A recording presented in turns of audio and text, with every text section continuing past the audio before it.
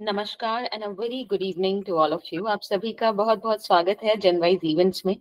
और आज आप हमारे साथ जुड़े हैं 2 फरवरी शुक्रवार को शाम 6 बजे के सेशन में। आज का सेशन है हमारा स्टोरी टेलिंग सेशन विद मौसमी मैम। और इस सत्र में आप हमारे साथ में प्रोफेशनल स्टोरी टेलर जो है मौसमी जी, उनसे आप कहानियां सुनते हैं और बहुत ही सुंदर कहानियां आपके साथ में शेयर की जाती हैं। आप सभी हर कहानी के बाद में आपको विचार व्यक्त करने का, अपने विचार बताने का मौका मिलता है। और ये सुंदर कहानियां आप अपनी फैमिली, फ्रेंड्स सभी के साथ में एंजॉय कर सकते हैं। धार्मिक से लेकर मोटिवेशनल कहानियां यहाँ पे शेयर होती हैं, जो कि बहुत ही इंजॉयबल होती हैं, क्योंकि वो डायरेक्टली लाइव अभी मौसमी मैम आपके साथ में बहुत ही क्रिएटिव ढंग से लेकर आएंगे। मौसमी मैम रह चुके हैं पहले ऑल इंडिया रेडियो में, वॉकी रह चुके हैं, एंकर रह चुके हैं और आर्टिस्ट हैं। बहुत ही सुंदर इनकी तरीका है स्टोरी टेलिंग का। मौसमी मैम, आगे मैं आपको देना चाहूंगी ताकि आप हमारे सभी मेंबर्स से रूबरू कर सकें और बातचीत कर सकें और आज का स्टोरी टेलिंग सेशन शुरू कर सकें। नमस्कार, आपका बहुत बहुत धन्यवाद दर्शना।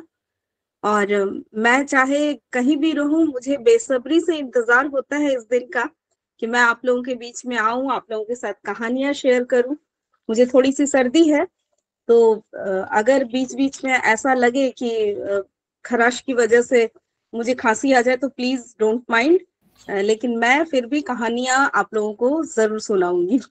Thank you so much. तो मैं पहली कहानी शुरू करूं। हाँ जी मैम, बिल्कुल। अच्छा, आज जो है मैं ये सेशन मैं शुरू करूंगी एक प्रेरक प्रसंग से। ये बहुत ही इंटरेस्टिंग है। एक बार अकबर ने एक ब्राह्मण को दयनीय हालत में जब भिक्षाटन करते देखा, तो बिरबल की ओर व्यंग कसकर बोले, बिरबल, ये हैं तुम्हारे ब्राह्मण जिन्हें ब्रह्म देवता के रूप में जाना जाता है। ये तो भिखारी हैं। बिरबल ने उस समय तो कुछ नहीं कहा, लेकिन जब अकबर महल में चले गए तो बिरबल वापस आए और ब्राह्मण से पूछा कि वो भिक्षाटन क्यों करते हैं। ब्राह्मण ने कहा, मेरे पास धन, आभूषण, भूमि कुछ भी नहीं है और मैं ज्यादा शिक्षित भी नहीं हूँ, इसलिए परिवार के पोषण हेतु भिक्षाटन करना मेरी मजबूरी है। बिरबल ने पूछा, भिक्षाटन से आप दिन में कितना प्राप्त कर लेते हैं। ब्राह्मण ने जवाब दिया, 6 से 8 अशर्फियां।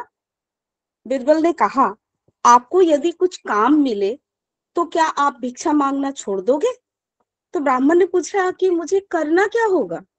तो बिरबल ने कहा, आपको ब्रह्म मुहूर्त में स्नान कर स्वच्छ वस्त्र धारण करके प्रतिदिन 101 माला गायत्री मंत्र का जाप करना होगा और इसके लिए आपको प्रतिदिन भेंट स्वरूप 10 अशर्फियां प्राप्त होंगी।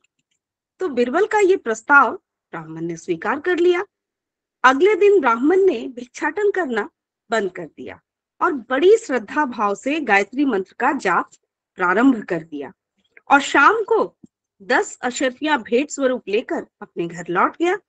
ब्राह्मण की सच्ची श्रद्धा व लगन देखकर कुछ ही दिनों बाद बिरबल ने गायत्री मंत्र जाप की संख्या और अशर्फियों की संख्या दोनों ही बढ़ा दी।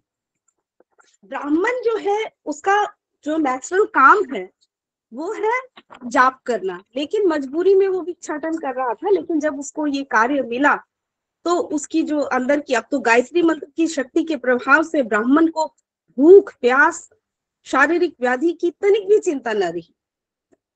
गायत्री मंत्र जाप के कारण उसके चेहरे पर तेज झलकने लगा। लोगों का ध्यान ब्राह्मण की ओर आकर्षित होने लगा। दर्शनाभिलाषी उसके दर्शन के लिए मिठाई, फल, पैसे, कपड़े ये सब चढ़ाने लगे। अब तो उसे बिरबल से प्राप्त होने वाली अशर्फियों की भी खास जरूरत न रही। यहाँ तक कि अब तो ब्राह्मण को श्रद्धा पूर्वक चढ़ाई गई वस्तुओं का भी कोई आकर्षण नहीं रहा। बस वो सदैव अपने ही मन में लीन गायत्री मंत्र के जाप में लीन रहने लगा।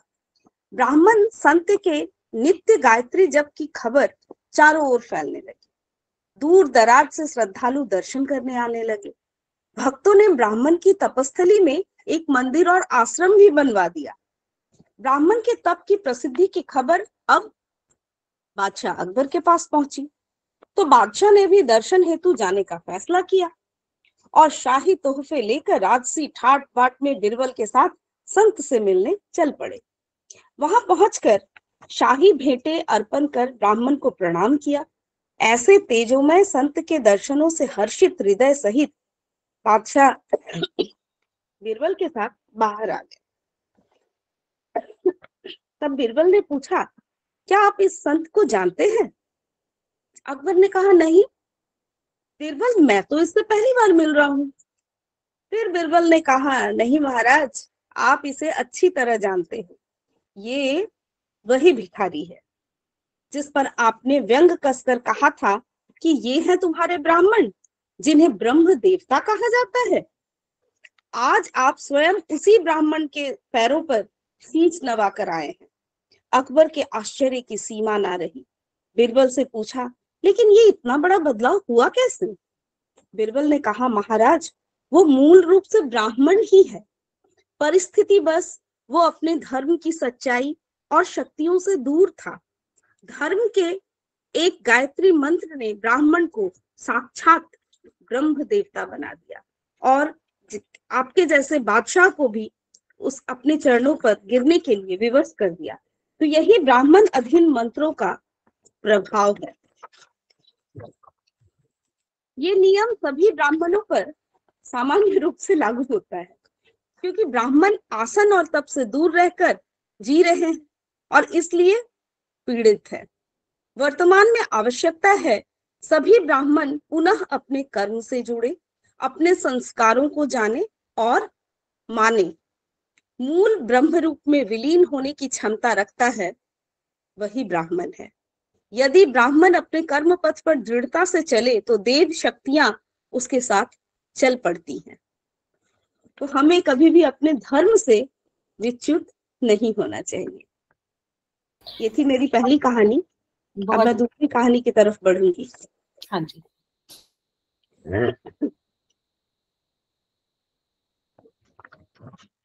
एक बार क्या हुआ, भगवान और मृत व्यक्ति के बीच में एक वार्तालाप चल रहा है। बड़ा सुंदर सा विवरण है। ये भी बड़ी मनभावन कहानी है। उम्मीद है आपको पसंद आएगी।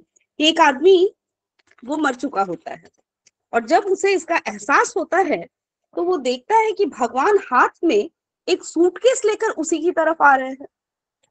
अब भगवान और उस मृत व्यक्ति के बीच में वार्तालाप शुरू होता है। भगवान बोलते हैं कि चलो अब वापस जाने का समय हो चुका। अब मृत व्यक्ति बोल रहा है, इतनी जल्दी? मेरी तो अभी बहुत सारी योजनाएं बाकी हैं। तो भगवान जी बोलते हैं, पर मुझे तो अफसोस है, तुम्हारे तो वापस जाने का वक्त हो गया।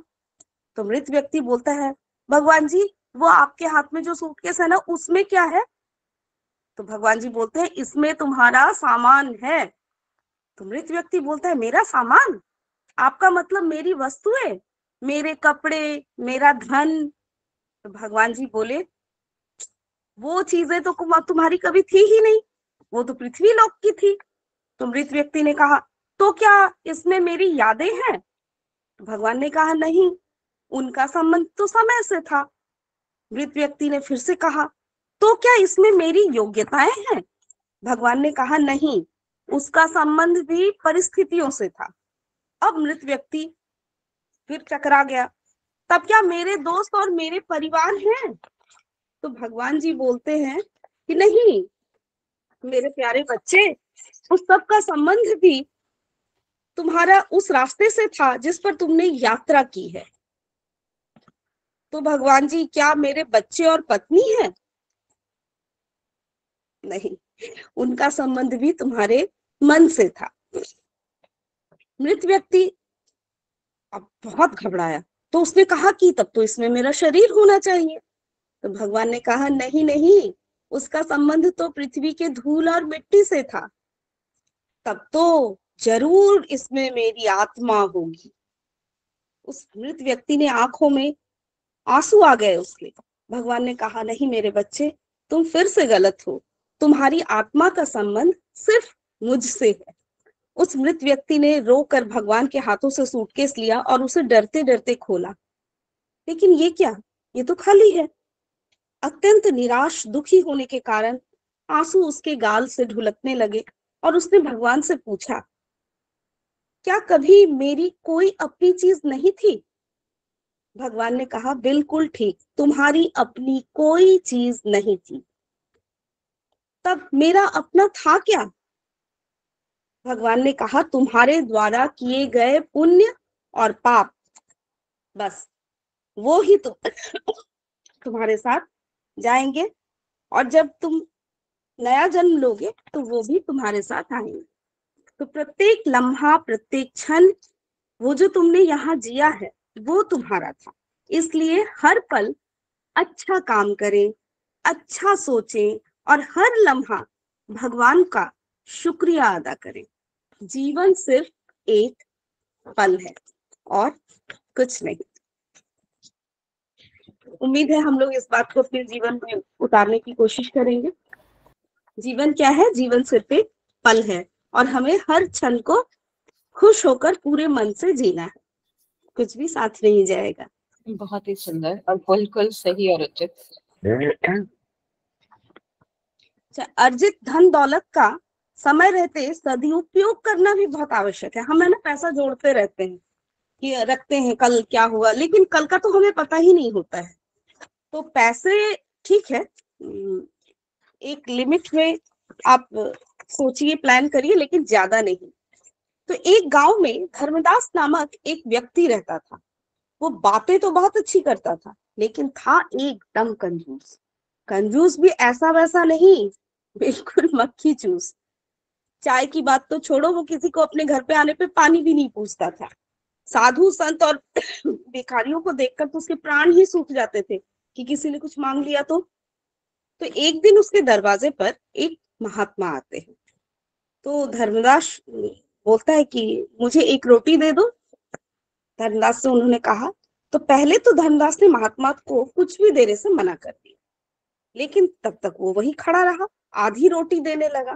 तो आधी रोटी देखकर महात्मा ने कहा कि अब तो मैं आधी रोटी नहीं लूंगा, अब तो मैं भरपेट भोजन करके ही जाऊंगा। इस पर धर्मदास ने कहा कि अब मैं कुछ नहीं दूंगा। महात्मा रात भर चुपचाप भूखे प्यासे धर्मदास के दरवाजे पर ही खड़े रहे। सुबह जब धर्मदास ने महात्मा को अपने दरवाजे पर खड़ा देखा तो सोचा, अगर मैंने इसे भरपेट भोजन नहीं खिलाया तो ये भूख प्यास से यही मर जाएगा और मेरी बदनामी होगी कि बिना कारण साधु की हत्या का दोष लग गया। धर्मदास ने महात्मा से कहा कि बाबा, तुम भी क्या याद करोगे, आ जाओ, पेट भरकर खाना खा लो। महात्मा जी भी कोई ऐसे वैसे तो थे नहीं। उन्होंने धर्मदास की बात सुनकर महात्मा से कहा कि मुझे अब खाना नहीं खाना, मुझे तो एक कुआं खुदवा कर दो। लो, अब ये कुआं बीच में कहां से आ गया? धर्मदास ने साधु महाराज से कहा, रामदयाल ने कुआं खुदवाने से बिल्कुल ही मना कर दिया कि नहीं नहीं, अब ये खाना खाने के बीच में कुआं कहां से आ गया? साधु महाराज अगले दिन फिर रात भर चुपचाप भूखे प्यासे धर्मदास के दरवाजे पर खड़े रहे। अगले दिन सुबह भी जब धर्मदास ने साधु महात्मा को भूखा प्यासा अपने दरवाजे पर ही खड़ा पाया तो सोचा कि अगर मैंने कुआं नहीं खुदवा के दिया तो इस महात्मा का तो कोई भरोसा है नहीं, ये भूखा प्यासा मर जाएगा, मेरी बदनामी होगी सो अलग। तो उन्होंने धर्मदास ने काफी सोच विचार कर कहा कि साधु बाबा, मैं तुम्हारे लिए कुआं खुदवा देता हूँ, लेकिन इसके आगे कुछ मत बोलना। अब महात्मा जी बोल रहे हैं कि नहीं नहीं, अब एक कुआं खुदवाने से काम नहीं चलेगा, मुझे 2 कुएं खुदवा कर दो। महात्मा की तो फरमाइशें ही बढ़ती जा रही थी। अब धर्मदास कंजूस जरूर था लेकिन बेवकूफ नहीं। तो उसने सोचा कि अगर मैंने 2 कुएं खुदवाने से मना कर दिया तो पता नहीं ये 4 कुएं खुदवाने के लिए बोले। तो इसलिए रामदयाल ने चुपचाप 2 कुएं खुदवाने में ही अपनी भलाई समझी। कुएं खुद कर तैयार हुए तो उनमें पानी भरने लगा। जब कुओं में पानी भर गया तो महात्मा ने धर्मदास से कहा, 2 कुओं में से एक कुआं तुम रख लो, मैं तुम्हें देता हूँ, इसे तुम अपने पास रख लो। एक जो मेरा वाला कुआं है ना, मैं कुछ दिनों के लिए कहीं जा रहा हूँ, लेकिन ध्यान रहे मेरे कुएं से तुम एक बूंद पानी भी मत लेना, बिल्कुल मत निकालना। साथ ही अपने कुएं से सब गांव वालों को रोज पानी निकालने देना। मैं वापस आकर अपने कुएं से पानी पीकर प्यास बुझाऊंगा। अब धर्मदास ने महात्मा वाले कुएं के मुंह पर एक मजबूत ढक्कन लगवा दिया। सब गांव वाले रोज धर्मदास वाले कुएं से पानी भरने लगे। लोग खूब पानी निकालते, पर पानी कभी कम नहीं होता कुएं में। शुद्ध शीतल जल पाकर गांव वाले निहाल रहते थे और महात्मा जी का गुणगान करते न थकते थे। 1 वर्ष के बाद महात्मा पुनः उस गांव में आए और धर्मदास से बोले कि मेरा वाला कुआं अब खोल दो। धर्मदास ने कुएं का ढक्कन हटाया। ये देखकर लोग हैरान रह गए कि कुएं में ना पानी नहीं था, एक बूंद भी पानी नहीं था। महात्मा ने कहा, कुएं में इतना पानी निकाला जाए वो कभी खत्म नहीं होता और बढ़ता जाता है, लेकिन इस कुएं में एक जरा भी पानी नहीं है। क्यों? कुएं का पानी न निकालने पर कुआं सूख जाता है। इसका स्पष्ट प्रमाण तुम्हारे सामने है। और यदि किसी कारण से कुएं का पानी न निकालने पर पानी न भी सूखेगा तो वो सड़ अवश्य जाएगा और किसी भी काम में नहीं आएगा। महात्मा ने आगे कहा, कुएं के पानी की तरह धन दौलत का भी 3 ही गति होता है, उपयोग, नाश अथवा दुरुपयोग। तो धन दौलत जितना इस्तेमाल करोगे उतना ही बढ़ता जाएगा। धन दौलत का इस्तेमाल न करने पर कुएं के पानी की तरह वो धन दौलत निरर्थक पड़ी रहेगी, उसका उपयोग संभव नहीं रहेगा और अन्य कोई उसका दुरुपयोग करेगा। तो हमें क्या करना चाहिए? समय रहते धन का जो भी है, अर्जित जितनी भी धन दौलत है उसका समय रहते सदुपयोग करना चाहिए। ज्ञान की भी कमोबेश यही स्थिति होती है। धन दौलत से दूसरों की सहायता करने की तरह ज्ञान भी बांटते रहना चाहिए। हमारा समाज जितना अधिक ज्ञानवान, जितना अधिक शिक्षित व सुसंस्कृत होगा, उतनी ही देश में सुख, शांति और समृद्धि आएगी। फिर ज्ञान बांटने वाले अथवा शिक्षा का प्रचार प्रसार करने वाले का भी कुएं की जल की तरह कुछ भी नहीं घटता, बल्कि बढ़ता जाता है। तो हमें क्या शिक्षा मिली इस कहानी से? वेरी ब्यूटीफुल दैट जब भी हम कुछ बांटते हैं तो वह बढ़ता ही है, कम नहीं होता, चाहे वो ज्ञान हो, चाहे पैसा हो, चाहे संस्कार हो, सारी चीजें। Thank you so much ma'am, बहुत सुंदर कहानी, बहुत ही प्यारी कहानी। अब मैं जो कहानी बोलूंगी ना, ये बहुत प्रैक्टिकल, मतलब हमारे आसपास में इस तरह की घटनाएं हम शायद हमारे साथ हो भी जाती है। हम परवीन, हाँ जी, परवीन जी कुछ कहना चाह रहे हैं। परवीन वर्मा जी, प्लीज आप माइक अनम्यूट करें और बताएं आप क्या कहना चाह रहे हैं। परवीन जी, एक माइक का बटन होगा, आप उसे दबाएं और हाँ जी। हेलो, हाँ जी, हेलो, राधे राधे जी सभी को। राधे। मैं आज पहली बार ही इसमें जुड़ा हुआ हूँ। आप सभी को मेरे राधे राधे। और बहुत ही अच्छा ये आप जो कहानी बता रही हो, बहुत अच्छी है। बिल्कुल sir, thank you so much Praveen sir, thank you so much. और अब मेरी तबीयत आज थोड़ी सी उतनी, मतलब गले की हालत बहुत खराब है। मैम फिर भी आप बहुत मेहनत कर रहे हैं और बहुत अच्छे से कहानी सुना रहे हैं। Thank you so much ma'am. आप आराम से धीरे धीरे जैसे आपको अच्छा लगे वैसे आप आराम से हमें कहानियां सुनाएं। और अब हम अगली कहानी की ओर बढ़ सकते हैं। अच्छा, एक घर में 3 भाई और 1 बहन थे। बड़ा और छोटा पढ़ने में बहुत तेज। उनके माँ बाप उन चारों से ही बेहद प्यार करते। जैसा होता है, माँ बाप तो सारे बच्चों से एक जैसा ही प्यार करते हैं, मगर वो जो मझला बेटा था ना, उससे वो थोड़ा सा परेशान रहते थे। बड़ा बेटा पढ़ लिख कर डॉक्टर बन गया, छोटा भी पढ़ लिख कर इंजीनियर बन गया, मगर मझला बिल्कुल, मतलब आवारा और क्या बोलोगे, गंवार ही रह गया। उसकी अब सबकी शादियां भी हो गई। बहन और मझली को छोड़कर दोनों भाइयों ने लव मैरिज की थी। बहन की शादी भी अच्छे घराने में हुई थी। आखिर भाई सब डॉक्टर इंजीनियर थे। अब मझले को कोई लड़की मिल नहीं रही थी और माँ बाप जो थे, जैसा होता है माँ बाप के लिए, जो खोटा सिक्का होता है ना, वो ज्यादा प्यारे होते हैं। तो वो चूंकि उसने पढ़ाई नहीं की थी, अब उसके भविष्य की चिंता सता रही थी। और बहन भी जब मायके आती ना, तो वो अपने बड़े भाई छोटे भाई से मिलती, लेकिन मझले भाई से कम ही मिलती थी। क्योंकि वो तो उसको कुछ दे नहीं पाता था ना, वो जल्दी घर पे मिलता भी नहीं था। तो वैसे वो दिहाड़ी मजदूरी करता था, पढ़ नहीं सका था तो नौकरी तो मिली नहीं। तो मझले की शादी के लिए ही कोई लड़की भी नहीं मिल रही थी, और इतने में उनके जो पिताजी थे वो गुजर गए। माँ ने सोचा कहीं अब बंटवारे की बात ना निकले, इसलिए अपने ही गांव से एक सीधी सादी लड़की से मझले बेटे की शादी करवा दी। शादी होते ही पता नहीं क्या हुआ, मझला जो लड़का था वो फिर बहुत लगन से काम करने लगा। दोस्तों ने कहा कि अरे चंदू, आजकल तू अड्डे पर भी नहीं आता। तो चंदू ने कहा, वो मझला जो लड़का था उसका नाम चंदू था, कि नहीं नहीं, अब मैं जिम्मेदार हो गया हूँ। और सब उसको ताने मारने लगे कि नहीं, तू तो शादी के बाद बीवी का गुलाम हो गया है।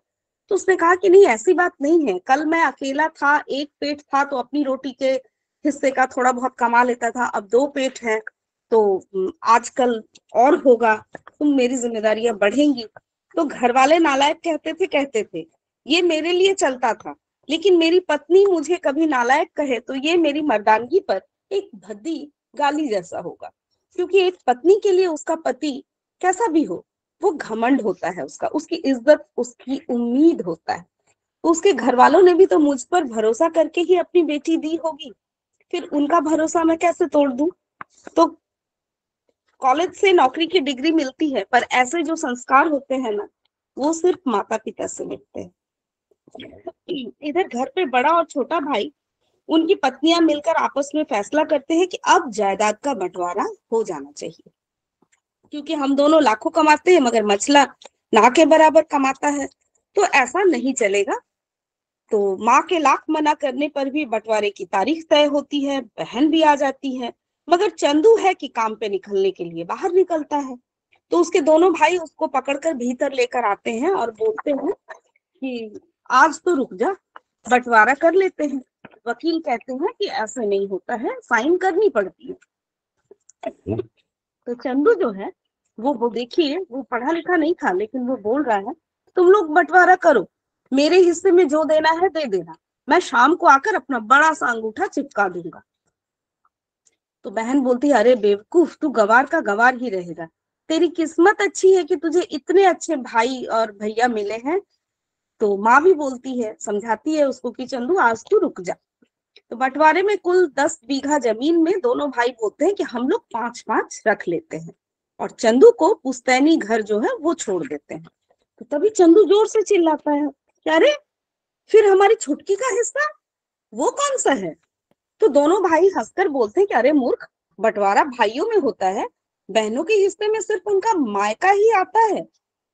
तो चंदू बोलता है ओ, शायद पढ़ा लिखा ना होना भी मूर्खता ही है। ठीक है, आप दोनों ऐसा करो, मेरे हिस्से की वसीयत मेरी बहन छुटकी के नाम कर दो। दोनों भाई चकित होकर बोलते हैं और तू। चंदू माँ की ओर देखकर मुस्कुराकर बोलता है मेरे हिस्से में माँ है ना। फिर अपनी बीवी की ओर देखकर बोलता है मुस्कुरा के, क्यों चंदूनी जी, मैंने कुछ गलत कहा। तो उसकी बीवी ही कितनी संस्कारी है, वो बोलती है कि नहीं, आप बिल्कुल सही बोल रहे हो, और अपनी सास से वो लिपट जाती है और बोलती है इतनी बड़ी वसीयत का क्या होगा कि मुझे माँ जैसी सासू माँ मिली और बाप जैसा ख्याल रखने वाला पति। बस यही शब्द थे जो बंटवारे को सन्नाटा में बदल देते हैं। बहन दौड़कर अपने गवार भैया को गले लगकर रोती है और कहती है कि माफ कर दो भैया, मैं आपको क्यों नहीं समझ पाई। तब चंदू बोलता है कि इस घर में तेरा भी उतना ही अधिकार है जितना हम सभी का है। बहुओं को जलाने की हिम्मत ना किसी में नहीं होती, अगर शादी के बाद हम बेटियों को पराया नहीं समझते। फिर वो बोलता है कि मेरे लिए तुम जो मेरी बहन हो बहुत अजीज हो, चाहे पास रहो या दूर। और माँ का चुनाव मैंने इसलिए किया ताकि तुम सब हमेशा मुझे याद आओ, क्योंकि ये वही कोख है जहां हमने सब ने 9-9 महीने बिताए हैं। माँ के साथ तुम्हारी यादों को भी मैं रख रहा हूँ। और दोनों भाई दौड़कर मझले से गले मिलकर बहुत रोते हैं, कहते हैं कि आज तू तो सचमुच का बाबा लग रहा है। सबकी पलकों में पानी ही पानी, सब एक साथ फिर से रहने लगते हैं। राधे राधे। बहुत ही सुंदर मौसमी मैम। आप सभी अगर कुछ कहना चाहते हैं कि आपको अभी तक स्टोरीज कैसी लग रही हैं, तो आप माइक अनम्यूट करें। Anuradha ma'am please mic unmute करें और बताएं। या बहुत अच्छी स्टोरी है, बहुत बहुत अच्छी अच्छी सीख मिल गई स्टोरी सुनने से। और ये भी पता चल गया पुण्य कर्म क्या मतलब, सब अपना अच्छा काम करो, अच्छा बोलो, किसी को दुखी मत करो, अपने अगले जन्म में पुण्य काम ही होएगा, जो मतलब पुण्य मिलेगा अगर वे बदले काम करेंगे तो। बताइए, वो तो बहुत अच्छा लगा, बहुत अच्छा। बिल्कुल बिल्कुल, thank you so much Anuradha हाँ मैम। जी, हाँ यस जी, विजया मैम। हाँ जी, हाँ जी। तो मेरे आंख में आंसू ही आ लालच नहीं जाते करना है कभी भी। नहीं, लालच करना बुरी मतलब वो भेदभाव भी नहीं करना दुनिया में, भाई बहन है जो भी है सब एक जैसे है, एक बराबर है ना दुनिया में। बिल्कुल, बहुत अच्छी। बहुत ही सुंदर कहानी मौसमी मैम। आंसू आ गए विजया मैम की आंखों में आपकी कहानी सुनकर, और बहुत ही सुंदर कहानी। इसी के साथ अगली कहानी की ओर हम बढ़ते हैं। बहुत प्यारी कहानी। विजया मैम प्लीज आप पानी पिए थोड़ा सा, और हम कंटिन्यू करेंगे अब अगली कहानी की ओर। अगली कहानी भी बहुत खूबसूरत है और इसका शीर्षक है धैर्य ही जीवन का सार है। टीचर ने क्लास के सभी बच्चों को एक खूबसूरत टॉफी दी और फिर एक बड़ी अजीब बात कही कि सुनो बच्चों, आप सभी 10 मिनट तक अपनी टॉफी को खाओगे नहीं। और ये कहकर क्लासरूम से बाहर चले गए। कुछ पल के लिए ना क्लास में सन्नाटा छा गया। टॉफी दिया है, खाने को मना किया है। अब हर बच्चा अपने सामने पड़ी टॉफी को देख रहा था और हर गुजरते पल के साथ खुद को रोकना मुश्किल हो रहा था। बच्चे तो बच्चे हैं। 10 मिनट पूरे हुए और टीचर क्लासरूम में आ गए। समीक्षा की। पूरे वर्ग में 7 बच्चे थे जिनकी टॉफियां ज्यों की त्यों थी, जबकि बाकी के बच्चे टॉफी खाकर उसके रंग और स्वाद पर टिप्पणी कर रहे थे। तो टीचर ने चुपके से इन 7 बच्चों के नाम को अपनी डायरी में दर्ज कर लिया और नोट करने के बाद पढ़ाना शुरू किया। इस शिक्षक का नाम था प्रोफेसर वॉल्टर मार्शल। कुछ वर्षों के बाद प्रोफेसर वॉल्टर ने अपनी वही डायरी खोली और 7 बच्चों के नाम निकालकर उनके बारे में शोध करना शुरू किया। एक लंबे संघर्ष के बाद उन्हें पता चला कि 7 बच्चों ने अपने जीवन में कई सफलताओं को हासिल किया है और अपनी अपनी फील्ड के लोगों की संख्या में सबसे ज्यादा सफल है। तो प्रोफेसर वॉल्टर ने अपने बाकी वर्ग के छात्रों की भी समीक्षा की और ये पता चला कि उनमें से ज्यादातर एक आम जीवन जी रहे हैं, जबकि कुछ लोग तो ऐसे भी थे जिन्हें सख्त आर्थिक और सामाजिक परिस्थितियों का सामना भी करना पड़ रहा था। इन सभी प्रयास और शोध का परिणाम प्रोफेसर वॉल्टर ने एक वाक्य में निकाला और वो ये था कि जो आदमी 10 मिनट तक धैर्य नहीं रख सकता वो जीवन में आगे नहीं बढ़ सकता। इस शोध को दुनिया भर में शोहरत भी मिली और इसका नाम मार्शमेलो थ्योरी रखा गया था, क्योंकि प्रोफेसर वॉल्टर ने बच्चों को जो टॉफी दी थी ना, उसका नाम था मार्शमेलो और ये फोम की तरह नरम थी। तो ये जो थ्योरी है, इस थ्योरी के अनुसार दुनिया के सबसे जो सफल लोग होते हैं ना, उनमें कई गुणों के साथ एक गुण जो सबसे बड़ा होता है वो होता है धैर्य, पेशेंस। क्योंकि ये खूबी इंसान के बर्दाश्त की जो ताकत होती है ना, उसको बढ़ाती है, जिसकी बदौलत आदमी कठिन परिस्थितियों में भी निराश नहीं होता और एक असाधारण व्यक्तित्व का मालिक बन जाता है। तो धैर्य ही जीवन का सार है। और एक बात बोलते हैं ना, मॉर्निंग शोज द डे। उन्होंने वो टॉफी दे करके बच्चों में देख लिया था कि कौन सा बच्चा अधैर्य होकर खा लेता है और किस बच्चे में धैर्य है। उन्होंने उसी समय उन 7 बच्चों का नाम लिख लिया था। जो बच्चे टॉफी देखते रहे लेकिन उन्होंने खाया नहीं, देखिए बाद में जीवन में वो कितने सफल हुए, और जो धैर्य नहीं रख पाए उनकी जिंदगी उतनी सफल नहीं हुई। बहुत तो ही धैर्य रखना बहुत जरूरी है। पेशेंस इज द की, इसीलिए शायद कहा जाता है पेशेंस इज द की। बहुत ही सुंदर मौसमी मैम, बहुत ही प्यारी कहानी। एक और कहानी की ओर रुख कर रही हूँ। इसका शीर्षक है पुण्य और कर्तव्य। एक बार की बात है, एक बहुत ही पुण्य करने वाला व्यक्ति अपने परिवार सहित तीर्थ यात्रा के लिए निकला। कई कोस दूर जाने के बाद पूरे परिवार को प्यास लगी। जेठ का महीना था, आसपास कहीं पानी दिखाई नहीं दे रहा था। उसके बच्चे प्यास से व्याकुल होने लगे। समझ में नहीं आ रहा था कि क्या करें। अपने साथ लेकर जो वो पानी चले थे वो भी समाप्त हो चुका था। एक समय ऐसा आया कि उसे भगवान से प्रार्थना करनी पड़ी कि हे प्रभु, अब आप ही कुछ करो मालिक। इतने में उसे कुछ दूर पर एक साधु तप करता हुआ नजर आया। व्यक्ति ने उस साधु से जाकर अपनी समस्या बताई। साधु बोले कि यहाँ से एक कोस दूर उत्तर की दिशा में एक छोटी सी दरिया बहती है, तुम वहां जाकर अपनी प्यास बुझा लो।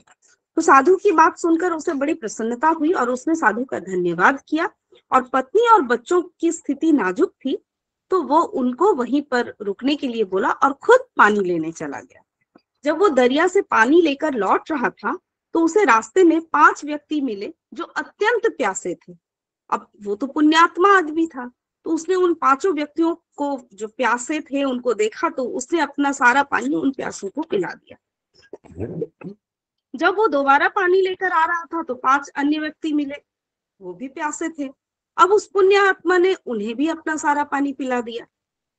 तो ये घटना जो है वो बार बार होती रही और काफी समय बीत जाने के बाद जब वो नहीं आया तो साधु जो थे जिन्होंने उसको पानी का पता बताया था वो उस तरफ चल पड़े। कि बार बार इसके इस पुण्य कार्य को देखकर साधु ने बोला कि हे पुण्यात्मा, तुम बार बार अपना बाल्टी भरकर दरिया से लाते हो और किसी प्यासे के लिए खाली कर देते हो, इससे तुम्हें क्या लाभ मिलता है? तो पुण्यात्मा ने कहा, मुझे क्या मिला क्या नहीं इसके बारे में कभी सोचा नहीं, पर मैंने अपना स्वार्थ छोड़कर अपना धर्म निभाना इसको श्रेय समझा, इसको बड़ा जाना। तो साधु बोले कि ऐसे धर्म निभाने से क्या फायदा जब तुम अपना कर्तव्य नहीं निभा पाए। बिना जल के तुम्हारे बच्चे और परिवार जीवित ही ना बचे। तुम अपना धर्म ऐसे भी तो निभा सकते थे जैसे मैंने निभाया। पुण्य आत्मा ने पूछा, कैसे महाराज? साधु बोले, मैंने तुम्हें दरिया से पानी लाकर देने के बजाय दरिया का रास्ता बताया। तुम भी उन प्यासों को दरिया का रास्ता बता सकते थे ताकि तुम्हारी भी प्यास मिट जाती, अन्य प्यासे लोगों को भी मिल जाती और तुम अपने परिवार के प्रति जो तुम्हारा कर्तव्य है उसे भी निभा पाते। फिर किसी को अपनी बाल्टी खाली करने की जरूरत नहीं पड़ती। इतना कहकर साधु अंतर्धान हो गए। तो पुण्य आत्मा को अब सब कुछ समझ में आया कि केवल पुण्य कमाने के चक्कर में कि मैं पुण्य कमा रहा हूं इसलिए अपने कर्तव्य का निर्वाह ना करूं, इससे बेहतर है कि हम दूसरे को पुण्य की राह दिखाएं। किसी का भी भला करने का सबसे सही तरीका ये है कि उसे परमात्मा और सच्चाई की राह दिखा दे। क्योंकि उसने बार बार वो जो पानी लाने में देर हुआ तो उसके लिए उसके बच्चे और पत्नी तो सफर करते रहे ना, उनको तकलीफ हो गई। जबकि उसका पहला कर्तव्य क्या था? Charity begins from the home. पहले उसे अपने बच्चे और अपने परिवार की प्यास बुझानी भी था, ये भी उसका ही कर्तव्य था। तो पुण्य कमाना भी जरूरी है, कर्तव्य निभाना भी जरूरी है। तो इसके लिए उसको उन प्यासों को अगर वो राह बता देता जैसे महात्मा जी ने बताया तो वो ज्यादा बेहतर रास्ता था। इससे हमें यही सीख मिलती है कि हम दूसरों का भला करें लेकिन अपनों का नुकसान करके ना। और अब एक कथा ऐसी भी है, इसका शीर्षक ही है एक कथा ऐसी थी। एक राजा था, उसके कोई पुत्र नहीं था। राजा बहुत दिनों से पुत्र की प्राप्ति के लिए आशा लगाए बैठा था, लेकिन पुत्र की प्राप्ति हुई नहीं। उसके सलाहकारों ने तांत्रिकों से सहयोग लेने को कहा। तांत्रिकों की तरफ से राजा को सुझाव मिला कि यदि किसी बच्चे की बलि दे दी जाए तो राजा को पुत्र की प्राप्ति हो सकती है। अब राजा ने राज्य में ढिंढोरा पिटवा दिया कि जो अपना बच्चा बलि चढ़ाने के लिए राजा को देगा उसे राजा की तरफ से बहुत सारा धन दिया जाएगा। तो ऐसे में एक परिवार था, उसके परिवार में कई बच्चे थे और वो लोग काफी गरीब भी थे। तो एक ऐसा बच्चा भी था जो सिर्फ ईश्वर पर आस्था रखता था और संतों के सत्संग में अधिक समय देता था। तो राजा की मुनादी सुनकर परिवार को लगा कि क्यों ना इसे ही राजा को दे दिया जाए, क्योंकि ये तो निकम्मा है, कुछ काम धाम तो करता नहीं, हमारे किसी काम का नहीं, और इसे देने पर राजा प्रसन्न होकर हमें बहुत सारा धन दे देंगे। तो ऐसा ही किया और बच्चे को राजा को दे दिया। राजा ने बच्चे के बदले उसके परिवार को काफी धन दिया। राजा के तांत्रिकों द्वारा बच्चे की बलि देने की तैयारी की गई। अब राजा को भी बुला लिया गया। बच्चे से पूछा गया कि तुम्हारी आखिरी इच्छा क्या है। तो ये बात राजा ने भी बच्चे से पूछी और तांत्रिकों ने भी पूछी। तो बच्चे ने कहा, मेरे लिए रेत मंगवा दीजिए, रेत, मिट्टी का ढेर। राजा ने कहा बच्चे की इच्छा पूरी की जाए, अतः रेत मंगवाया गया। अब बच्चे ने रेत से 4 ढेरे बनाए और एक एक करके बच्चे ने 3 रेत के ढेरे को तोड़ दिया और चौथे के सामने हाथ जोड़कर बैठ गया। तो राजा ने कहा कि अब क्या करना है, आप लोग कर सकते हैं। ये सब देखकर तांत्रिक डर गए। तो उन्होंने बच्चे से पूछा, पहले तुम ये बताओ कि ये तुमने क्या किया है। तो राजा ने भी यही सवाल बच्चे से पूछा कि तुमने 3 ढेर तो तोड़ दिए, एक को नहीं तोड़ा, उसके आगे हाथ जोड़कर बैठे हो, तो ये तुम कर क्या रहे हो। तो बच्चे ने कहा कि पहली ढेरी थी मेरे माता पिता की, मेरी रक्षा करना उनका कर्तव्य था, परंतु उन्होंने अपने कर्तव्य का पालन किया नहीं, पैसे के लिए मुझे बेच दिया, इसलिए मैंने वो ढेरी तोड़ दी। दूसरी ढेरी थी मेरे सगे संबंधियों की थी, उन्होंने भी मेरे माता पिता को नहीं समझाया, अतः मैंने दूसरी ढेरी को भी तोड़ दिया। और ये तीसरी ढेरी है राजन, आपकी थी, क्योंकि राज्य की जो प्रजा होती है ना, उसका रक्षा करने का भार राजा का होता है, तो राजा का ही धर्म होता है। लेकिन आप ऐसे राजा हैं कि आप मेरी बलि देना चाह रहे हैं, तो मैंने ये ढेरी भी तोड़ दी। और चौथी ढेरी है राजन मेरे ईश्वर की। अब सिर्फ और सिर्फ अपने ईश्वर पर ही मुझे भरोसा है, इसलिए मैंने ये एक ढेरी छोड़ दी है। बच्चे का उत्तर सुनकर राजा अंदर तक हिल गया। उसने सोचा कि पता नहीं बच्चे की बलि देने के पश्चात भी मुझे पुत्र की प्राप्ति हो या नहीं हो, इसलिए क्यों ना इस बच्चे को ही अपना पुत्र बना लिया जाए। इतना समझदार और ईश्वर भक्त बच्चा, इससे अच्छा बच्चा और कहाँ मिलेगा। काफी सोच विचार के बाद राजा ने उस बच्चे को अपना पुत्र बना लिया और राजकुमार घोषित कर दिया। तो जो व्यक्ति ईश्वर पर विश्वास करता है ना, उसका कोई बाल बांका नहीं कर सकता। ये एक अटल सत्य है। जो मनुष्य हर मुश्किल में केवल और केवल ईश्वर का ही आसरा रखता है, उसका कहीं से भी किसी भी प्रकार कोई अहित हो ही नहीं सकता। तो संसार में सभी रिश्ते झूठे हैं, केवल और केवल एक प्रभु का नाम वो ही सत्य है। जय श्री कृष्ण, राधे राधे। बहुत ही सुंदर, जय श्री कृष्ण, बहुत ही प्यारी कहानी। थैंक यू सो मच मौसमी मैम। और आप सभी को ये कहानी कैसी लगी? अभी हमारे साथ मैम ने 3 कहानियां शेयर की हैं, और आपको कैसा लग रहा है? आप अनम्यूट कर सकते हैं, हैंड रेज कर सकते हैं और शेयर कर सकते हैं। अच्छा, यस प्लीज बताएं। बहुत ही अच्छी मैम, ऐसा लगा सत्संग कर रहे हैं हम लोग सब। बहुत ही अच्छी कहानियां थी। थैंक यू सो मच मौसमी मैम। बिल्कुल बिल्कुल, मौसमी मैम बहुत ही प्यारे तरीके से कहानियां सुनाते हैं और बहुत ही मंत्रमुग्ध कर देते हैं कहानियों में। बिल्कुल सही कह रहे हैं आप। और विजया मैम, आप कुछ कहना चाह रहे हैं, प्लीज बताएं। हाँ, बहुत अच्छा लगा, बहुत। मैं तो राह देखती बैठती हूँ कब कहानी आएगी। अच्छा लगता है, उसमें कुछ लेते भी है ना हम। हाँ जी, बिल्कुल। Thank you so much Vijaya ma'am. और मैम, अगर आप चाहें, हम आने वाली कहानियों को सुनने के लिए तैयार बैठे हैं। बहुत सीखने भी हाँ मिलता है, बहुत चला। Thank you so much ma'am. अच्छा, ये एक आप बीती की तरह कहानी है। मैं एक घर के करीब से गुजर रही थी कि अचानक मुझे उस घर के अंदर से एक बच्चे की रोने की आवाज आई। उस बच्चे की आवाज में इतना दर्द था कि अंदर जाकर वो बच्चा क्यों रो रहा है, ये मालूम करने से ना, मैंने ये मालूम करने का अंदर से एक लगने लगा कि नहीं, जाकर देखना चाहिए आखिर ये बच्चा रो क्यों रहा है।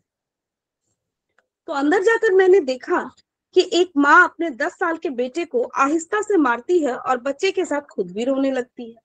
मैंने आगे होकर पूछा, बहन जी, आप इस छोटे से बच्चे को मार क्यों रही हो, और जब भी खुद भी रो रही हो साथ में। तो उसने जवाब दिया, भाई साहब इसके पिताजी भगवान को प्यारे हो गए हैं और हम लोग बहुत ही गरीब हैं। उनके जाने के बाद मैं लोगों के घरों में काम करके घर और इसकी पढ़ाई का खर्च बामुश्किल उठाती हूँ और ये कमबख्त स्कूल रोजाना देर से जाता है, रोजाना घर से देर से आता है। अब जाते हुए रास्ते में कहीं खेल कूद में लग जाता है और पढ़ाई की तरफ जरा भी ध्यान नहीं देता है, जिस वजह से रोजाना इसकी स्कूल की वर्दी भी गंदी हो जाती है। और बच्चे और उसकी माँ को जैसे तैसे थोड़ा सा समझाकर मैं वहां से चल तो दी, लेकिन वो दिमाग में चलता है कि आखिर माजरा है क्या। तो इस घटना को कुछ ही दिन बीते थे कि एक दिन सुबह सुबह कुछ काम से मैं सब्जी मंडी गई, तो अचानक मेरी नजर उस 10 साल के बच्चे पर पड़ी जो रोजाना घर से मार खाता था। तो मैं क्या देखती हूँ कि वो बच्चा मंडी में घूम रहा है और जो दुकानदार अपनी दुकानों के लिए सब्जी खरीद कर अपनी बोरियों में डालते हैं, तो उनमें से कोई सब्जी जमीन पर गिर जाती है तो वो बच्चा उसे फौरन उठाकर अपनी झोली में डाल लेता है।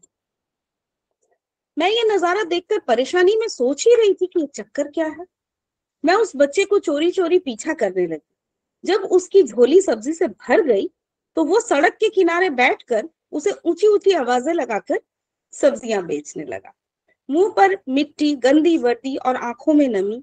ऐसा महसूस हो रहा था कि ऐसा दुकानदार मैंने जिंदगी में पहले कभी नहीं देखा। तो अचानक ही एक आदमी अपनी दुकान से उठा, जिसकी दुकान के सामने से उस बच्चे ने अपनी नन्ही सी दुकान लगाई थी। उसने आते ही एक जोरदार लात मारी और उसकी नन्ही सी दुकान को एक ही झटके में रोड पर बिखेर दिया और बाजुओं से पकड़कर उस बच्चे को भी उठाकर धक्का दे दिया। वो बच्चा आंखों में आंसू लिए चुपचाप दोबारा अपनी सब्जी इकट्ठा करने लगा और थोड़ी देर बाद अपनी सब्जी एक दूसरे दुकान के सामने डरते डरते लगा ली। भला हो उस शख्स का जिसकी दुकान के सामने इस बार उसने अपनी नन्ही सी दुकान लगाई थी। उस शख्स ने बच्चे को कुछ नहीं कहा। थोड़ी सी सब्जी थी, ऊपर से बाकी दुकानों से कम कीमत में मिल रही थी, तो जल्दी ही बिक्री हो गई और वो बच्चा उठा और बाजार में एक कपड़े वाली दुकान में दाखिल हुआ और दुकानदार को वो पैसे देकर दुकान में पड़ा अपना स्कूल बैग उठाया और बिना कुछ कहे वापस स्कूल की तरफ चल पड़ा। मैं भी उसके पीछे पीछे चल पड़ी। रास्ते में बच्चे ने अपना मुंह धोकर स्कूल की तरफ का रुख किया। मैं भी उसके पीछे स्कूल गई और जब वो बच्चा स्कूल गया तो 1 घंटा लेट हो चुका था, जिस पर उस टीचर के डंडे से उसे खूब मारा। मैंने जल्दी से आकर टीचर को मना किया कि मासूम बच्चा है, इसे मत मारो। टीचर कहने लगी कि ये रोजाना 1-1.5 घंटे लेट से आता है और मैं रोजाना इसे सजा देता हूँ कि डर से स्कूल वक्त पर आए, पर कई बार मैं इसके घर में भी खबर दे चुका हूँ। खैर, बच्चा मार खाने के बाद क्लास में बैठकर पढ़ने लगा। मैंने उसके टीचर का मोबाइल नंबर लिया और घर की तरफ चल दी। घर पहुंचकर एहसास हुआ कि जिस काम के लिए सब्जी मंडी गई थी वो तो भूल गई। मासूम बच्चे ने घर पर आकर माँ से एक बार फिर मार खाई और सारी रात मेरा सिर चकराता रहा। सुबह उठकर फौरन बच्चे के टीचर को कॉल की कि मंडी टाइम पर हल हालत में वो पहुंच जाए। उस टीचर से मैंने कहा कि आप मंडी पे आकर एक बार देखें, और वो मान भी गए। सूरज निकला और बच्चे को का जो स्कूल जाने का वक्त था वो हुआ और बच्चा घर से सीधा मंडी की तरफ पहुंच गया और उसने फिर से अपनी नन्ही सी दुकान का इंतजाम किया। मैंने उसके घर जाकर उसकी माँ को भी कहा कि बहन जी, आप मेरे साथ चलो, मैं आपको बताता हूँ कि आपका बेटा रोज देर से स्कूल क्यों जाता है।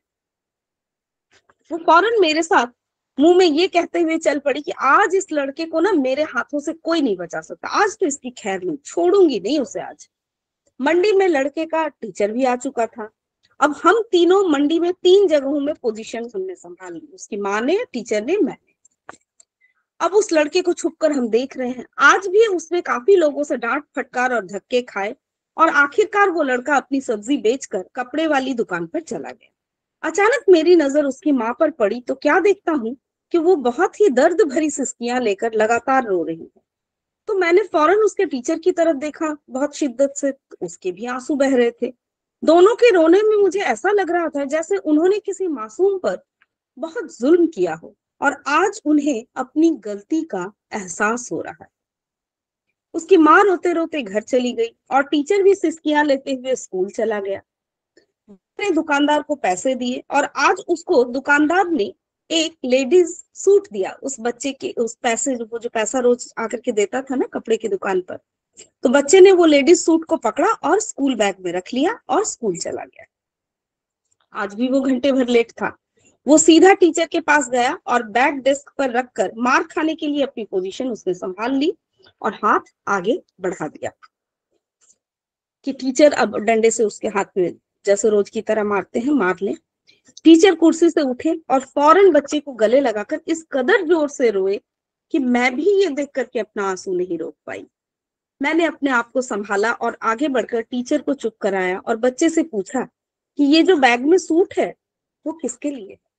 तो बच्चे ने रोते हुए जवाब दिया कि मेरी माँ अमीर लोगों के घर में काम करती है, मेहनत मजदूरी करती है और उसके कपड़े इतने फटे हुए होते हैं कि उसके जिस्म को पूरी तरह ढांक भी नहीं पाते। तो मेरी माँ के पास इतने पैसे भी नहीं है कि वो अपने लिए सूट खरीद ले। तो ये सूट अब घर ले जाकर मैं अपनी माँ को दूंगा। तो मैंने बच्चे से सवाल पूछा कि तुम आज ही दोगे ये सूट अपनी माँ को? तो बच्चे ने कहा कि नहीं अंकल, छुट्टी के बाद मैं इसे दर्जी को सिलाई के लिए दूंगा। रोजाना स्कूल से जाने के बाद मैं फिर काम करता हूँ और थोड़े थोड़े पैसे सिलाई के लिए दर्जी के पास भी जमा किए हैं। टीचर और मैं उस गरीब मासूम बच्चे से अपनी माँ का इतना प्रेम करते हुए देख रहे थे और हमारे आंसू नहीं रुक रहे थे। दोस्तों, हम वो सारी खुशियां सेलिब्रेट करते हैं, पर इस 14 फेब को कुछ ऐसा करें कि जिससे कोई गरीब और अनाथ परिवार के जो बच्चे हैं उनके चेहरे पे खुशियां आए और वो भी अपने पेरेंट्स के साथ खुशियां मना सके।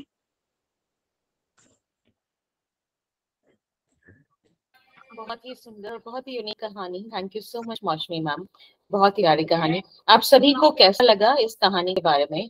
आप माइक अनम्यूट कर सकते हैं और बता सकते हैं।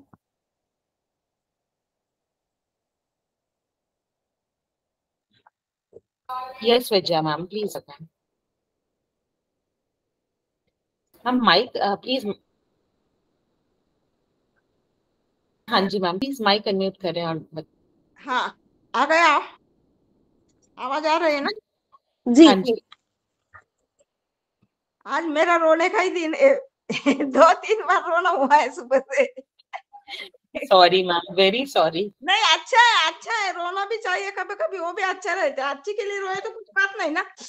बिल्कुल, दिल के इमोशंस निकल जाते हैं आंसुओं के साथ में और हल्का हो जाता है पूरा दिल, हाँ। दिमाग, शरीर, थोड़े आंसू बहाने से। पॉजिटिव आंसू हैं ये, इमोशनल आंसू हैं।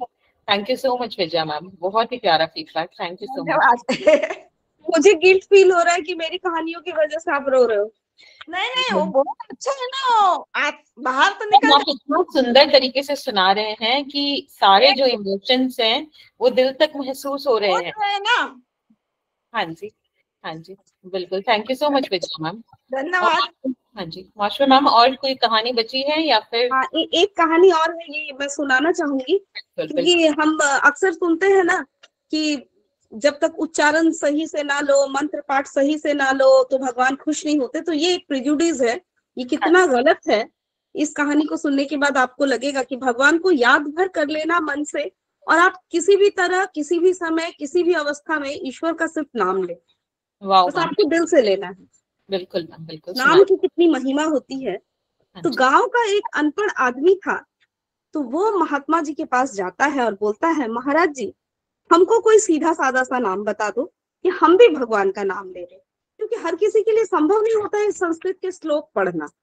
तो महात्मा जी ने कहा कि तुम अघमोचन अघमोचन ऐसा कहकर ईश्वर को पुकारना। अघ मतलब पाप और मोचन मतलब छुड़ाने वाला, तो तुम ऐसे नाम ले लिया करो। अब वो बेचारा गांव का अनपढ़ आदमी अघमोचन अघमोचन कहता हुआ चल तो पड़ा, पर गांव जाते जाते अ भूल गया और वो क्या हो गया, घमोचन घमोचन हो गया। वो अब उसको तो याद ही नहीं है, वो घमोचन घमोचन का ही सुमिरन कर रहा है। उधर वैकुंठ लोक में भगवान जो है वो घमोचन नाम का उच्चारण सुनकर हंस रहे हैं। तो लक्ष्मी जी ने पूछा कि स्वामी आप हंस क्यों रहे हैं? तो भगवान जी बोले, आज हमारा एक ऐसा भक्त है जो नाम ले रहा है, वैसा नाम किसी शास्त्र में नहीं है। उसी को सुनकर मुझे हंसी आ रही है। तो लक्ष्मी जी बोली, भगवान तब तो हम उसको देखेंगे और सुनेंगे कि वो कैसा और कितना बड़ा भक्त है और कौन कौन सा नाम ले रहा है। तो लक्ष्मी नारायण दोनों ही उसी खेत के पास पहुंच गए जहां पर वो हल जोतते हुए घमोचन घमोचन का जप कर रहा था। तो पास में एक गड्ढा भी था। भगवान स्वयं वहां पे छिप गए और लक्ष्मी जी भक्त के पास जाकर पूछने लगी कि तुम ये क्या घमोचन घमोचन बोल रहे हो। तो किसान जो है वो कुछ बोल नहीं रहा है। तो उन्होंने एक बार, दो बार, तीन बार पूछा, परंतु किसान कोई उत्तर ना दे। तो उसे लगता था कि अगर मैं लक्ष्मी जी का, वो तो उसको तो पता नहीं है कि ये लक्ष्मी जी है, उनको लग रहा है कि ऐसे ही कोई औरत है, कि इसको अगर मैं बताने लगूंगा तो मेरा जो नाम जाप का लय है ये टूट जाएगा। तो वो घमोचन घमोचन घमोचन करता रहा और लक्ष्मी जी बार बार पूछती रही। तो अंततः उसको गुस्सा आ गया। अब वो था तो गांव का ही आदमी, मैंने उसको उतना तो उनके भाषा का वो ज्ञान नहीं रहता है। तो वो गुस्सा आ गया उसको कि ये भगवान के नाम लेने में ये बार बार इसमें बाधा पड़ रही है। बस गुस्सा कर बोला, तुम्हारे भरतार का नाम ले रहा हूं, अब बताओ क्या कर लोगी। अब लक्ष्मी जी चौंक गई कि भेष बदला है फिर भी ये हमको पहचान गया। अच्छा, भरतार का मतलब पति होता है, देहाती भाषा। तो उन्होंने पूछा कि अरे तू मेरे भरतार को जानता भी है और वो कहाँ है। एक बार, दो बार, तीन बार, फिर लक्ष्मी जी उसको बार बार पूछ रही हैं। तो वो फिर झुंझला उठा तो बोला, हाँ हाँ जानता हूँ, वहां गड्ढे में है, जाना है आपको भी वहां। लक्ष्मी जी समझ गई कि इसने हमको पक्का पहचान लिया है और बोली, प्रभु अब छिपने से कोई लाभ नहीं है, आप ऐसा करिए बाहर निकल आइए। तो अब भगवान जी को भी उस गड्ढे से बाहर निकल कर आना पड़ा और वो बोले, लक्ष्मी जी अब देख लो नाम जपने की कितनी महिमा है। आप किसी भी तरह सिर्फ नाम का जाप करें। ये अघमोचन और घमोचन का भेद भले नहीं जानता हूँ, लेकिन ये जप तो हमारा ही कर रहा है ना। हम तो समझते हैं कि ये घमोचन नाम से हमें पुकार रहा है, जिसके कारण मुझे इसको दर्शन देना पड़ा। तो भगवान ने भक्त को दर्शन देकर कृतार्थ किया और कोई भी भक्त शुद्ध अशुद्ध, टूटे फूटे शब्दों से अथवा गुस्से में किसी भी तरह भगवान का बस नाम लेता रहे, तब भी भगवान का हृदय उससे मिलने के लिए लालायित हो उठता है और खुद को भक्त से मिलने से भगवान रोक नहीं पाते हैं। तो तुलसी जी का एक बड़ा अच्छा श्लोक है कि तुलसी अपने राम को रीझ भजे या खींच, भूमि पड़े सो जामी है उल्टे सीधे बीज। यानी आप खुश होकर या खींच कर किसी भी तरह बस ईश्वर का नाम जपते रहें। और अगर बीज है जमीन में उल्टा सीधा, जैसे भी अगर वो दब गया, गिर गया, तो उससे अंकुर फूटना है, उससे एक नए पौधे का जन्म होना है। तो उसी तरह राम नाम की भी यही महिमा है। हम खुश होकर ले या जैसे भी ले, भगवान सुनते हैं, उनको समझ में आता है कि ये हमें पुकार रहा है। तो जय श्री राम। जय श्री राम। बहुत ही सुंदर, बहुत ही प्यारा। मैं अब हमारे जो पार्टिसिपेंट्स हैं मैं उनको बोलने का समय दूंगी। विजया मैम प्लीज बताएं, आपने अनम्यूट किया है, प्लीज बताएं। मैं बहुत अच्छा लगा, कहानी सब कहानियां अच्छी थी, सब में कुछ ना कुछ लेने के जैसा ही है सब। बिल्कुल मैम। हाँ जी मौसमी मैम, आप कुछ कहना चाह रहे हैं? आज बहुत बार बाधा हुई, मैं स्मूथ वे में नहीं बोल पाई, इतनी खांसी आ जा रही है, गले में ना बहुत खराश है। मैम आपने इतना होते हुए भी आपने हमारे को इतनी सुंदर सुंदर कहानियां सुनाई है। एक्चुअली मेरा स्वार्थ होता है, मैं लाइव में आने के लिए ना, आप लोगों के साथ ये कहानियां शेयर करने के लिए मैं खुद वेट करती हूँ, तो मुझे लगता है देखते रहते हैं। Thank you so much ma'am. शील मैम आप कुछ कहना चाह रहे हैं, प्लीज बताएं। बहुत ही सुंदर कहानी मौसमी मैम, मतलब वो बच्चे वाली कहानी तो उसके लिए तो मतलब शब्द नहीं है। बहुत ही अच्छी कहानी थी बच्चे वाली जो इससे पहले आपने सुनाई थी। जी, और भगवान को ये जो अभी आपने सुनाई ये भी बहुत अच्छी है। भगवान को जिस भी रूप में याद किया जाए, जैसे भी याद किया जाए, भगवान हम लोगों की जरूर सुनते हैं, जरूर सुनते हैं। हाँ, थैंक यू सो मच, आप हमारे लिए इतनी मेहनत करती हैं।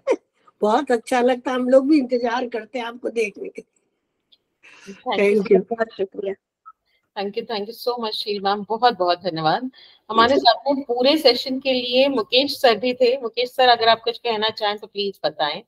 नहीं, बड़ी इमोशनल कहानी है, तो मैं तो आप खुद बड़ा इमोशनल हो गया, इसलिए मैं कुछ कह ही नहीं पाया। मेरे पास तो शब्द नहीं है। इनकी कहानी सुनाने का जो तरीका है ना जी, दैट इज वेरी मतलब मोटिवेशनल, और मैं तो खुद, मेरी आंखों में आंसू आ गए इनकी कहानियां सुनकर। बहुत इसलिए ही मैं, हाँ जी, very very beautifully she has narrated all this stories. बहुत ही सरल है मैम का तरीका, बहुत ही अनूठा स्टोरी टेलर है मैम, प्रोफेशनल स्टोरी टेलर है। बहुत धन्यवाद। Exactly, thank you Mukesh sir, बहुत बहुत धन्यवाद इतना सुंदर फीडबैक देने के लिए। और इसी के साथ में हम आज का सेशन यही रैप अप करेंगे। आप सभी का आज के सेशन में जुड़ने के लिए बहुत बहुत धन्यवाद। अपना ध्यान रखें, ख्याल रखें। मिलते हैं अगले सेशन में कल सुबह 9 बजे। तब तक के लिए धन्यवाद। शुक्रिया, धन्यवाद।